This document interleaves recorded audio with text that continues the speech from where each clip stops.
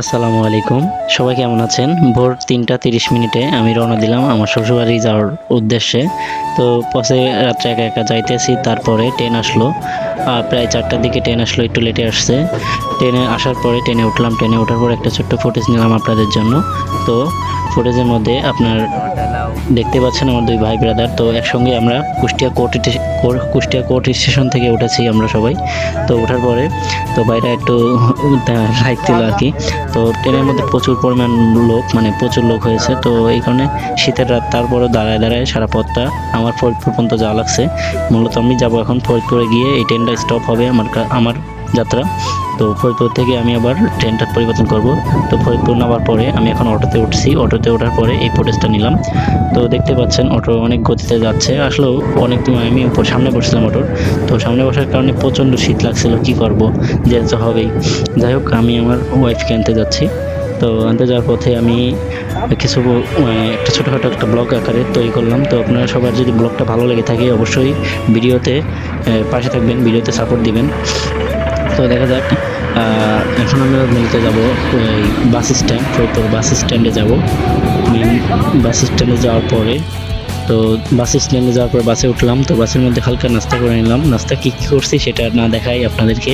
যাই হোক, ছোটোখাটো খাবার, ছোটোখাটো ব্রেকফাস্ট করলাম।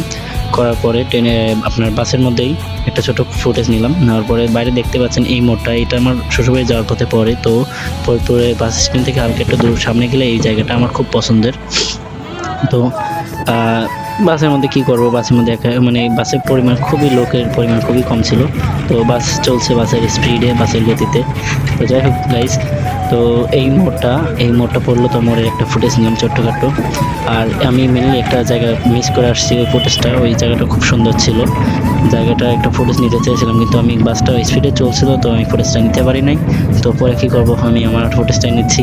তো মাঝে সাঝে জানালার বাইরে দিয়ে দেখছি, এবং সারা পথটা আমি এনজয় করতে করতে আমি যাচ্ছি আর কি, গোপালগঞ্জ, মানে কাশিয়ানী গোপালগঞ্জ। তো যাওয়ার পরে এইটা হলো আপনার, মানে রাস্তাটা এখন কমপ্লিট হয় নাই, ট্রেনের রাস্তার উপর দিয়ে যাচ্ছে এই বাসটি।